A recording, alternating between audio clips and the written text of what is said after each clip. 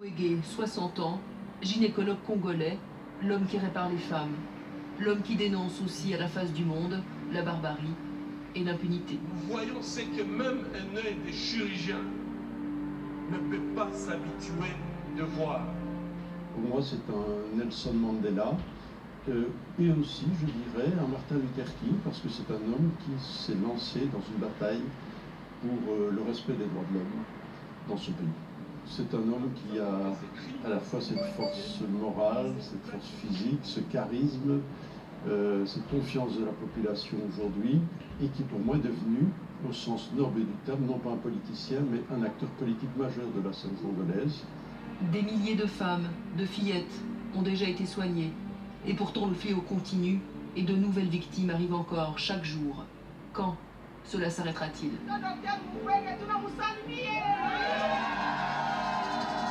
Chaque femme violée, je l'identifie à ma femme. Chaque mère violée, je l'identifie à ma mère. Et chaque enfant violé, je l'identifie à mes enfants. Comment pouvons-nous nous taire?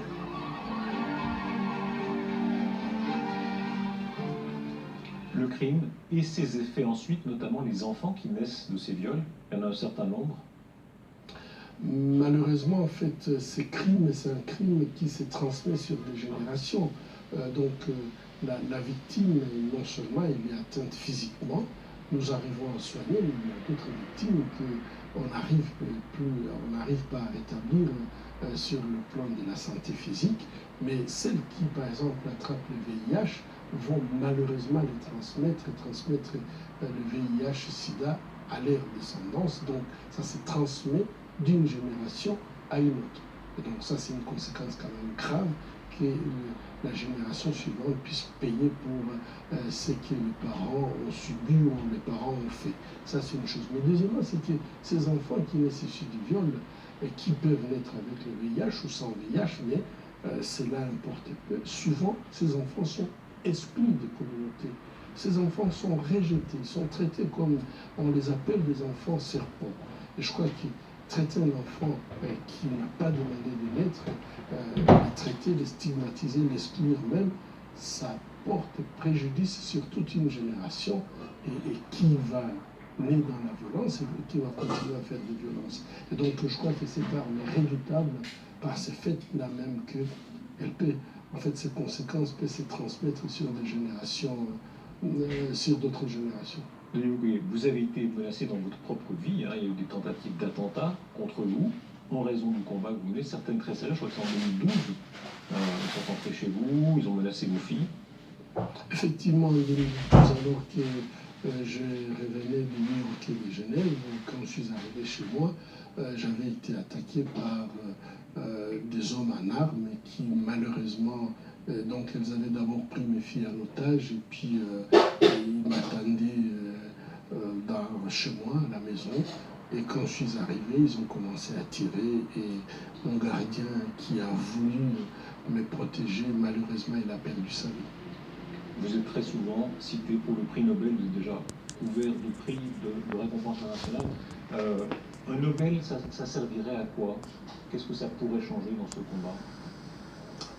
Ça, c'est une question qui est difficile, puisque je pense qu'un prix n'a des valeurs que si il peut aider à vulgariser, à mener le combat le plus loin possible. Donc je crois que c'est la seule valeur qu'on peut donner à un prix. Si le prix Nobel peut aider à vulgariser et faire prendre conscience que ce problème des viols, ce n'est pas un problème des femmes, le problème des viols, c'est un problème de notre humanité, une humanité que nous partageons avec les femmes et que finalement nous avons besoin tous de nous engager pour lutter contre ces crimes et cette arme qui est utilisée maintenant massivement dans les conflits. Si le prix Nobel peut aider à vulgariser ça, ça serait une bonne chose.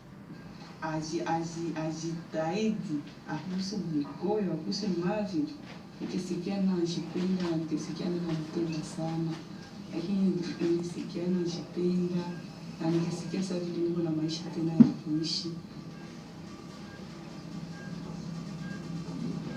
souvent, je me dis comment cette personne peut se relever, comment elle peut encore se mettre debout. Moi, je suis très, très impressionné parce que je crois que ce qu'elles subissent suffit pour les abattre pour de bon, mais ce sont des femmes courageuses qui reprennent, pas seulement se battre pour leurs droits, mais se battre également pour le droit de leurs enfants, le droit de leur communauté, le droit de leur père. Et ça, je trouve que l'avenir de ces pays est dans ces femmes qui sont formidables. Il faut raconter votre histoire. La pédiatrie, je crois que c'est votre première vocation. C'est venu comment? Je suis fils d'un pasteur protestant et j'admirais beaucoup mon père qui, lorsqu'il rendait visite à ses fidèles, il s'est fait que je me suis retrouvé un jour avec lui et il priait pour un enfant malade. Et après avoir prié, il a plié sa Bible et il voulait partir, mais moi ça m'avait choqué parce que je m'étais dit, mais papa, vous priez, mais vous ne donnez pas de médicaments. Quand je suis malade, moi, vous priez et vous donnez des médicaments. Et la réponse de mon père a été un déclic pour moi, parce qu'il m'a dit, Denis, je ne suis pas médecin. Ah ben, je dis, ah bon? Et donc je dis, c'est quoi? Mon père m'a dit, ce sont des médecins qui donnent des médicaments. Le médicament que je te donne, ça vient des médecins. Et là, j'ai un déclic, je dis, papa, je serai médecin, comme ça, toi tu prieras et moi je donnerai le médicament. Voilà comment est partie ma vocation au départ de faire la pédiatrie, mais après il y a eu beaucoup de changements. Vous êtes pasteur vous-même, hein? Oui. Vous allez dire, vous êtes croyant quand on a vu tellement d'horreurs, on croit encore? Je crois toujours. Je pense que le fait de voir tout ce que je vois comme horreur, plutôt ça me renforce dans ma foi, parce que moi je crois que nous avons un choix. Tout homme a un choix, Dieu nous donne le choix, et si on fait un mauvais choix, ça ne doit pas avoir un impact sur sa croyance. Je crois qu'il faut faire le bon choix. Le bon choix, c'est le choix de l'amour. De la pédiatrie à la gynécologie, à l'obstétrique, vous êtes formé en France, hein? Vous êtes en France, à Angers. Qu'est-ce que vous avez appris là-bas? Je crois que la chose la plus importante que j'ai appris à Angers, qui m'a permis de continuer de faire ce que je fais aujourd'hui, c'est la chirurgie par voie vaginale. J'étais dans un service où cette chirurgie, on apprenait. Il était très très pratiqué dans ces services.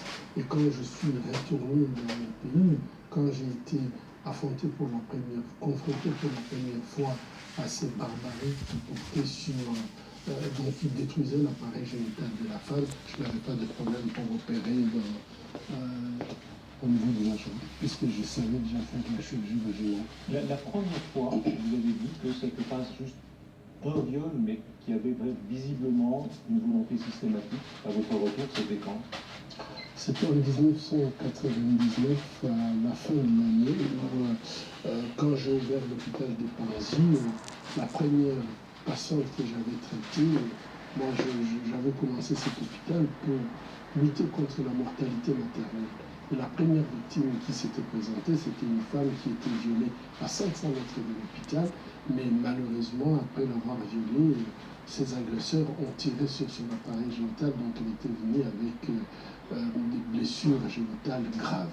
Et là, je pensais que c'était un fait de personnes qui ont complètement perdu la tête. Malheureusement, à la fin de l'année, 3 mois après, j'avais 45 cas. Et là, je commençais quand même à poser des questions, parce que ça faisait longtemps que je travaillais dans les milieux et que je n'avais jamais vu des choses comme ça. Les violeurs, les tortionnaires, vous avez rencontré? J'en ai rencontré certains. Comment comprenez la démarche qui les anime? En fait, les violeurs que j'ai pu rencontrer, c'était que moi j'appelle vraiment des bourreaux victimes. Ce sont des enfants qui ont été pris à l'âge de 12, 13, 14 ans par des adultes qui les conditionnent, ils font un lavage de cerveau. Et une fois que ces enfants subissent ce lavage de cerveau, on leur fait croire qu'en commettant ces actes sur les adultes, ils vont avoir la force, ils vont avoir de l'argent, et on leur promet tout. Et à la fin, ce sont des enfants qui commettent des actes sans trop comprendre la conséquence des actes qu'ils sont en train de commettre. Mais une fois lancés dans ces atrocités, ils ne savent plus faire le retour. Il y a quelque chose d'insondable dans ce que vous faites quand on lit les descriptions, elles sont souvent insoutenables quand il faut reconstituer l'appareil génital d'une fille de 3 ans qui a été violée à de multiples reprises. Comment on résiste à l'émotion? Alors vous êtes père vous-même, comment on résiste à ça? Je crois que c'est parfois très dur. Parfois, on sent qu'on perd ces moyens de contrôle, ça arrive. Mais je crois que ce qui est fort, c'est la force qui est dans les femmes que nous soignons. Je crois que moi-même, je dois dire que j'étais médecin, j'étais gynécologue obstétricien. Et donc là, jusque-là, je prenais en charge, je dois dire, les femmes normales. Mais quand je commençais à prendre en charge les victimes de violences sexuelles et que je voyais à quel point elles étaient détruites, mais une fois traitées, leur capacité de résilience, leur capacité de reprendre et se battre non seulement pour leurs droits, mais les droits des autres, je crois que ça vous pousse, c'est quelque chose qui vous donne de l'énergie, ça vous carbure pour pouvoir continuer à faire ce que vous faites. Vous racontez des cas de survie, il y a vraiment des cas de survie étonnants, de femmes qui sont blessées à tout point de vue, à cas extrême, et qui survivent à tout. Absolument, et je crois que vraiment c'est ça un tout petit peu le carburant du travail que nous faisons, puisque bon, ben là, j'ai toujours parfois du mal à comprendre comment on peut être transformé, donc sortir d'une agression, une humiliation où on perd tout. J'ai eu des filles qui n'ont pas de famille, on a tout détruit, la famille, leur bien, et leur propre corps a été aussi détruit, et que ces filles après, quand je les vois en train de prendre en charge d'autres victimes, aider les autres à pouvoir s'en sortir, moi je trouve que c'est, pour moi, ces femmes sont formidables et j'ai beaucoup d'admiration pour elles. Vous êtes invité ici à Genève par le Festival international du film sur les droits humains. Vous êtes très demandé dans le monde entier, Hillary Clinton, Fondation Chirac, etc. Tellement de gens vous ont soutenu, s'intéressent. Mais à l'arrivée aujourd'hui, qu'est-ce que vous espérez? Qu'est-ce qui peut changer vraiment? Bon, je crois que j'ai un message, c'est le message des femmes. Ce que les femmes du Congo me disent, il faut absolument que leur voix soit entendue.